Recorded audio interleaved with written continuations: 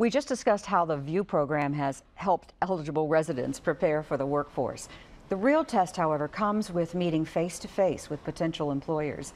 Mike Paris and Annette Adams-Terry are senior self-sufficiency specialists with the Norfolk VIEW program, and they have details about an upcoming event that welcomes anyone who's interested in seeking employment, and we also have some advice for those job seekers. So we know that none other than the two of you will have great advice and great guidance and good information. When is this event actually taking place? Well, thanks. Well, first we want to thank you for this opportunity to share this exciting news about our upcoming job fair. It's going to be held on March the 24th, right in the historic area of Norfolk, of Ward's Corner, and then we're going to have it on March the 24th from 10 to 1 o'clock. Okay.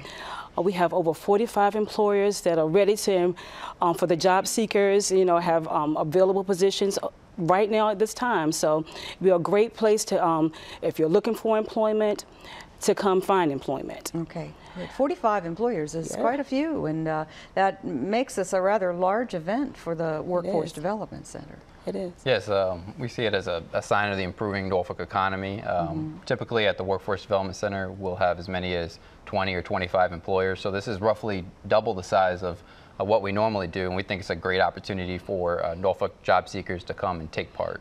Okay. We had tied this in with the VIEW program, and certainly VIEW participants will be attending this fair and certainly are invited, but this is beyond VIEW too. I mean, there are others who are invited as well. Is it open to the public? Yeah, we do. We do encourage the general public to come.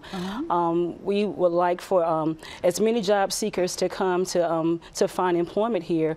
We have an array of industries that will be here. We have everything from the medical field, industrial, production, financial. Mike, I think we have lots of areas that we will cover at this job fair. Okay, great. So, so local companies as well as larger? Yeah, really, it's a great cross-cut of the Norfolk economy. Exactly.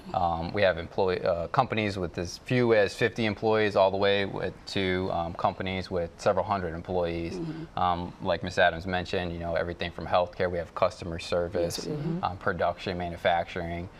So it really runs the gamut. So if you're a professional job seeker or if you're a blue-collar job seeker, I think this is going to be the right event for you. Okay, great. So you can put that PhD to work if you need to, because not all PhDs can find work, but certainly people too who may have just gotten through college or just high school, maybe just earned their GED.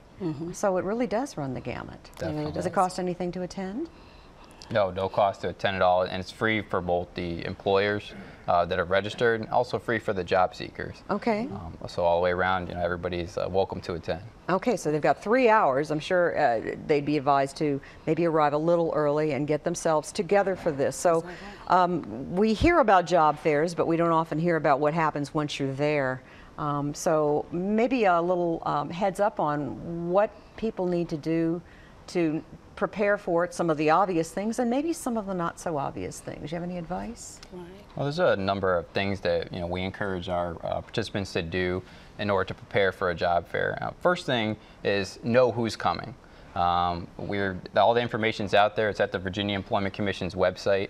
You can see all the different companies. All the companies have been hyperlinked to the career pages, so you can go there and see what jobs are available. Find out first, are you a good fit? What does the company do? What does the company do? Does your skills and experience match that company? Are you interested in that field? Once you determine that, we encourage job seekers to go ahead and, if possible, go ahead and submit an application online. If you can submit an application online before the job fair, that puts you on a huge leg up against the competition. When you go to the booth, have a 60-second elevator speech where you can talk a little bit about yourself, your skills, your experience, and how that relates to the company and their goals, and let them know that you've submitted that application online ahead of time. Again, that's going to put a huge leg up on the competition for you. I can see where that would really be impressive for most employers, especially if they've taken the trouble to come to this event. They don't want to have to spend a lot of time sifting through everything either. So you've done a lot of the work for them, which is the mark of a good employee. Absolutely. Great. Any other things that, people need to dress appropriately? Right, dress professionally. Which seems obvious, but... Sometimes you have to say that, you have to tell them. And what does that mean? You want to be dressed professional, and especially if you're looking for a business job. You know, you don't want to come in there in construction clothes, so you want to have some business attire on. We also encourage that you do come prepared with your resume in hand, because you want to bring a number of them, because there may be a number of places that you want to place your resume or that you're seeking employment for. So definitely have your resumes available.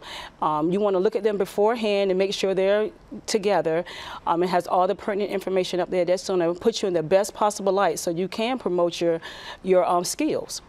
So what else can we tell them? Absolutely, and dress is so important, and often it's not just what we say to the recruiter that's important, but how we look and our body language. So having good posture and smiling to an employer, not forgetting to get a business card and thank the recruiter for their time. One thing we encourage job seekers to do is go ahead and send a thank you email or a thank you note to that recruiter within 24 to 48 hours after the job fair.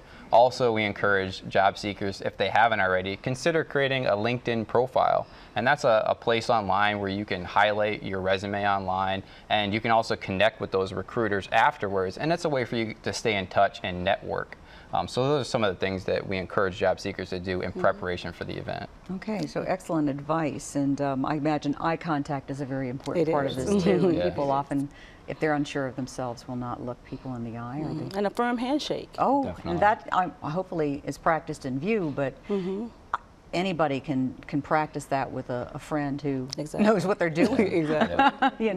Because it needs to be firm, but not crushing, and not limp, because that conveys information that you may not mean to convey, but it certainly does leave an impression. Definitely. Okay, so let's just one more time go over the job fair itself. It will be the 24th, that's a Thursday, correct? It is a Thursday, the Norfolk Workforce Development Center, and that's at 201 East Little Creek Road in the Wards Corner area.